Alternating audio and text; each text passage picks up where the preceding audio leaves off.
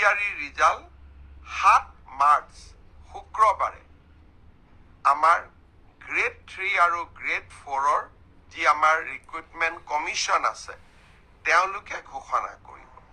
মই আজি কেইটামান পৰীক্ষাৰ ৰিজাল্ট কেতিয়া দিব তাৰ বিষয়ে মই আপোনালোকক জনাম। গোটেইকেইটা পৰীক্ষাৰ ৰিজাল্ট কেতিয়া দিব সেই বিষয়ে জনাবৰ বাবে মই আজিয়ে সক্ষম নহম, কিন্তু কেইবাটাও পৰীক্ষাৰ ৰিজাল্ট আমি কেতিয়া দিম তাৰ বিষয়ে মই আপোনালোকক আজি জনাব বিচাৰিম। মই আগতে কৈছো যে পৰীক্ষাৰ ৰিজাল্ট কি হ'ব। আচলতে আপোনালোকে মোক সুধিছে, আচলতে আপোনাক ডেটটোৰ প্ৰয়োজন, কাৰণ ৰিজাল্ট কি হ'ব তাক আপোনালোকে সকলোৱে নিজে জানে। সকলোৱে OMR sheet ডাউনলোড কৰি লৈছে। প্ৰথমতে মই অসম আৰক্ষীৰ ৰিজাল্টৰ বিষয়ে আপোনালোকক জনাব খুজিছো। মই য'তে মিটিঙত যাওঁ আমাৰ ডেকা ল'ৰাবিলাকে মোক এইটোৱে সোধে, মামা ৰিজাল্ট কেতিয়া দিব, ৰিজাল্ট কেতিয়া দিব। ৰিজাল্ট কেতিয়া দিব মই আজি কৈ দিম।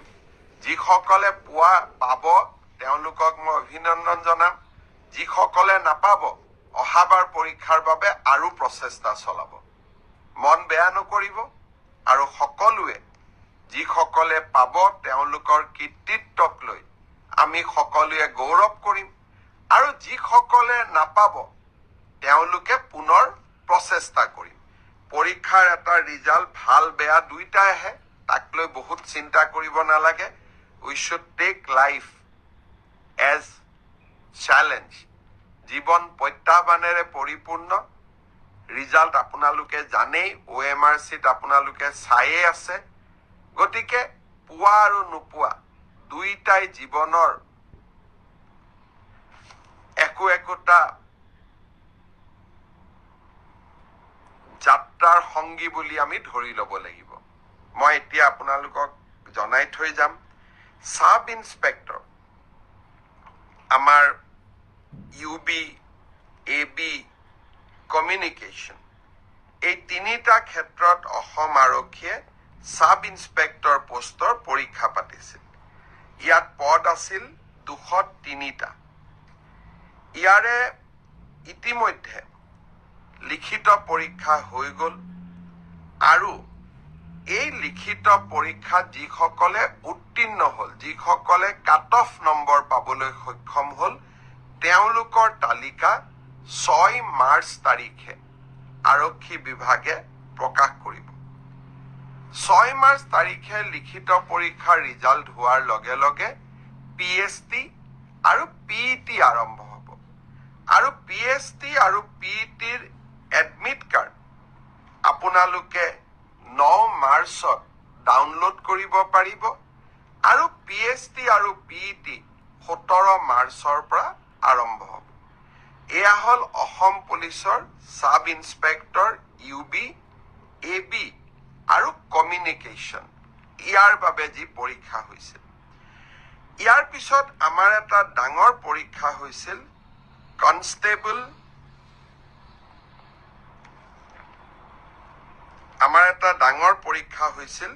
সেইটো হ'ল constable UB, constable AB, constable communication আৰু sub officer fire and emergency service. কনষ্টেবলৰ UBত পোষ্ট আছিল 1760টা, কনষ্টেবল ABত পোষ্ট আছিল 2301টা, কনষ্টেবল কমিউনিকেশ্যনত পোষ্ট আছিল 466টা, আৰু সাব অফিচাৰ ফায়াৰ ছাৰ্ভিচত পোষ্ট আছিল মাত্ৰ 1টা। এই গোটেই পৰীক্ষাটোৰ ইতিমধ্যে PST আৰু PET কমপ্লিট হ'ল।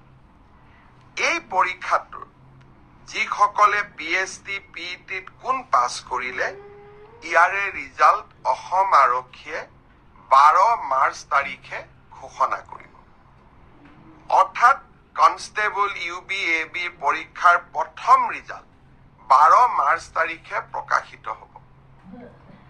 ইয়াৰ পিছত আপোনালোকে নিজেও জানে যে এটা লিখিত পৰীক্ষাত আমি অৱতীৰ্ণ হ'ব লাগিব, আৰু এই লিখিত পৰীক্ষাটিৰ বাবে যিসকলে কাট অফ মাৰ্ক পাবলৈ সক্ষম হ'ব তেওঁলোকে এডমিট কাৰ্ড 17 মাৰ্চৰ পৰা ডাউনলোড কৰিব পাৰিব আৰু ফাইনেলি ABUB ৰিটেন টেষ্ট 23 মাৰ্চত অনুষ্ঠিত হ'ব। ইয়াৰ পিছত অসম আৰক্ষীত ড্ৰাইভাৰৰ 667টা পোষ্টৰ বাবে PST আৰু PET অনুষ্ঠিত হৈছিল। এই ড্ৰাইভাৰৰো PST PETৰ পৰীক্ষাৰ ৰিজাল্ট অহা পৰহি দিনাখন অৰ্থাৎ 4 মাৰ্চ তাৰিখে অসম আৰক্ষীয়ে ঘোষণা কৰিব। ইয়াৰ পিছত স্বাভাৱিকভাৱে ড্ৰাইভিং টেষ্ট হ'ব আৰু ড্ৰাইভিং টেষ্টৰ পৰীক্ষাৰ বাবে এডমিট কাৰ্ডো 4 তাৰিখৰ পৰা লাভ কৰিব পাৰিব আৰু written test driving test written পিছত হ'ব, প্ৰথমতে ড্ৰাইভিং হ'ব। ড্ৰাইভিং টেষ্ট 10 মাৰ্চৰ পৰা অনুষ্ঠিত হ'ব অৰ্থাৎ 4 তাৰিখে PST PET ৰিজাল্ট দিব, এডমিট কাৰ্ডো 4 তাৰিখে দিব আৰু 10 মাৰ্চৰ পৰা ড্ৰাইভিং টেষ্ট হ'ব আৰু ফাইনেলি ইয়াৰ পিছত এটা লিখিত পৰীক্ষাটো আমি এপিয়াৰ কৰিব লাগিব। এতিয়া মই আহিছো কনষ্টেবল ABCDO অৰ্থাৎ কামাণ্ডো বেটেলিয়ন এই ক্ষেত্ৰত। ইয়াত পোষ্ট খুব কম আছিল, মাত্ৰ 164টা পোষ্ট আছিল 164, কাৰণ কামাণ্ডো বেটেলিয়নবিলাক নতুন বেটেলিয়ন, ইয়াত ভেকেঞ্চি অহাৰ এতিয়া প্ৰশ্নটো বহুত কম। কামাণ্ডো বেটেলিয়নৰ ৰিজাল্ট আমি আমাৰ কাট অফ মাৰ্কছ যিটো PST আৰু PETৰ যিটো কাট অফ মাৰ্ক তাক আমি 27 মাৰ্চ তাৰিখে ঘোষণা কৰিম। অৰ্থাৎ কামাণ্ডো বেটেলিয়নৰ 164 পদৰ বিপৰীতে আমাৰ যি ৰিজাল্ট হ'ব কাট অফ মাৰ্কছ এনাউন্স হ'ব 27 মাৰ্চ। তাৰপিছত এডমিট কাৰ্ড আহিব 1 এপ্ৰিল তাৰিখে আৰু সাইকোমেট্ৰিক টেষ্ট 8 এপ্ৰিলৰ পৰা অনুষ্ঠিত হ'ব। আমাৰ গ্ৰেড 4 অসম আৰক্ষীত 258টা পোষ্টৰ বাবে অনুষ্ঠিত হৈছিল। গ্ৰেড 4 পৰীক্ষাৰ PST PET হৈ গ'ল আৰু কেইটামান হ'ব বাকী আছে, 15 মাৰ্চলৈকে চলিব। সেই ইয়াৰ PST PETৰ ৰিজাল্ট আমি দিওঁতে কিছু পলম হ'ব, 30 এপ্ৰিল পাবগৈ। এয়া হ'ল অসম আৰক্ষীৰ সম্পৰ্কত আপোনালোকে জানিব বিচৰা তথ্য। ইয়াৰ পিছত বহুত ল'ৰা ছোৱালীয়ে মোক সুধি আছে যে ADRE ৰিজাল্ট কেতিয়া দিব। ADRE ৰিজাল্ট 7 মাৰ্চ শুক্ৰবাৰে আমাৰ গ্ৰেড 3 আৰু গ্ৰেড 4ৰ যি আমাৰ ৰিক্ৰুটমেণ্ট কমিশ্যন আছে তেওঁলোকে ঘোষণা কৰিব। যিমান কেইটা পদ আছে তাৰ বিপৰীতে 2জনকৈ ল'ৰা ছোৱালী এই পৰীক্ষাত উত্তীৰ্ণ হ'ব আৰু তেওঁলোকৰ মাজত পৰৱৰ্তী সময়ত ৰিটেন টেষ্ট অৰেল অনুষ্ঠিত হ'ব। অৰ্থাৎ লিখিত পৰীক্ষাৰ ৰিজাল্ট গ্ৰেড 3 আৰু গ্ৰেড 4 আমি 7 মাৰ্চ তাৰিখে ঘোষণা কৰিম। এটা পোষ্টৰ বিপৰীতে 2জনকৈ ল'ৰা ছোৱালীয়ে এই লিখিত পৰীক্ষাত উত্তীৰ্ণ হ'ব। শেষৰ নম্বৰটোত যদি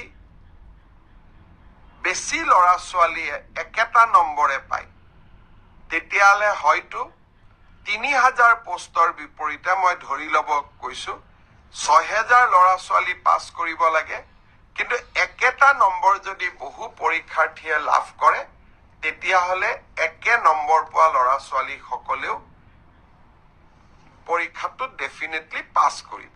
অৰ্থাৎ আমি যদি ধৰি লওঁ 50 যে কাট অফ মাৰ্ক, কিন্তু 50 যদি 50জন ল'ৰাই নম্বৰ পাইছে তেতিয়াহ'লে 50জন ল'ৰায়ে লিখিত পৰীক্ষাত পাছ কৰিব। গতিকে 1:2 বুলি ক'লেও 1:2 একেবাৰে গ্ৰামাটিকেল চেঞ্চত নহ'ব, হয়তো 2-4জন ল'ৰা ছোৱালীয়ে বেছিকৈ পাছ কৰিব। এডিআৰইৰ পৰীক্ষালৈ তাৰ ৰিজাল্ট কি হ'ব তাক আপোনালোকে জানেই। সেইবাবে মই যিসকলে পাছ কৰিব তেওঁলোকক অভিনন্দন জনাইছো, যাতে অৰেলৰ বাবে তেওঁলোক সাজু হ'ব পাৰে।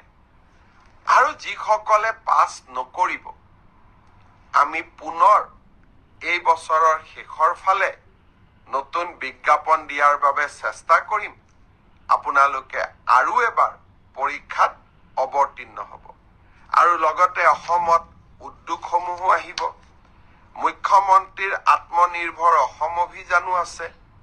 আমি নিজকে তৃতীয় আৰু চতুৰ্থ বৰ্গত নহলেও বেলেগ ধৰণেও জীৱন সফল কৰাৰ বাবে আমি প্ৰচেষ্টা কৰিম। বহুত ল'ৰা ছোৱালীয়ে মোক কৈ থাকে যে চতুৰ্থ শ্ৰেণীৰ পৰীক্ষাত BA পাছ কৰা ল'ৰাইও পৰীক্ষা দিছে। এতিয়া কথাটো হ'ল, আমি কোনোবাই যদি নিজকে চৰকাৰক ফাঁকি দি পৰীক্ষা দিয়ে, তদন্ত নোহোৱালৈকে মুখ্যমন্ত্ৰীয়ে গম পাব নোৱাৰে। কেতিয়াবা আপোনালোকে এনেকে মোক ফেচবুকত লিখে, টুইটাৰত লিখে যেন মই চব গম পাওঁ। কোনোবা ল'ৰা এজনে যদি BA পাছ কৰিও নিজৰ যোগ্যতাটোক লুকুৱাই পেলাই চতুৰ্থ শ্ৰেণীৰ পৰীক্ষাত আবেদন কৰে, মুখ্যমন্ত্ৰীজনে কেনেকে গম পাব? আপোনালোকে খবৰ দিব। আপোনালোকক আমি সুবিধা দিম যে এনে যিসকল লোকে আপোনালোকে দেখিব যে লিখিত পৰীক্ষাত পাছ কৰিছে, কিন্তু এডুকেশ্যনেল কোৱালিফিকেশ্যনক তেওঁলোকে লুকুৱাই ৰাখিছে, আমি সুবিধা দিম আপোনালোকক অভিযোগ দিয়াৰ বাবে, যাতে অৰেল পৰীক্ষা হোৱাৰ আগতে বা মৌখিক পৰীক্ষা হোৱাৰ আগতে আমি আপোনালোকৰ অভিযোগবোৰ নিৰ্দিষ্ট ইউনিভাৰ্চিটি লগত কথা পাতি আপোনালোকৰ অভিযোগবোৰ যাতে আমি নিষ্পত্তি কৰিব পাৰো। আৰু এটা পৰীক্ষাৰ বিষয়ে মই জনাব খুজিছো, সেইটো হ'ল post graduate teacher. Post graduate টিচাৰৰ ক্ষেত্ৰত মোক বহুতে সুধি আছে ৰিজাল্ট কেতিয়া দিব। কিন্তু পোষ্ট গ্ৰেজুৱেট টিচাৰৰ পৰীক্ষা হৈ যোৱাৰ পিছত ইয়াৰ যি আনসাৰ কি আছিলে, সেই এনসাৰ কি আপোনালোকৰ সন্মুখত আমি দিছিলো। আপোনালোকৰ মাজৰে বহুজনে এই এনসাৰ কিখিনিক প্ৰত্যাহ্বান জনাইছে, অৰ্থাৎ চেলেঞ্জ কৰিছে 2-3টাৰ ক্ষেত্ৰত। ইয়াৰ ক্ষেত্ৰত সিদ্ধান্ত ল'বলৈ 11 মাৰ্চ তাৰিখে এক্সপাৰ্ট কমিটি তেওঁলোকে এখন বৈঠক আহ্বান কৰিছে, যে যিসকলে এনসাৰ কি চেলেঞ্জ কৰিছে তেওঁলোকৰ যি আমাক কৈছে যে আপোনালোকৰটো ভুল, আমাৰটো শুদ্ধ, প্ৰতিখন আবেদন আমি পুংখানুপুংখভাৱে বিবেচনা কৰিব লাগিব, যাতে আমাৰ ভুল হলেও আমি শুদ্ধ কৰি নিজকে ল'ব পাৰো।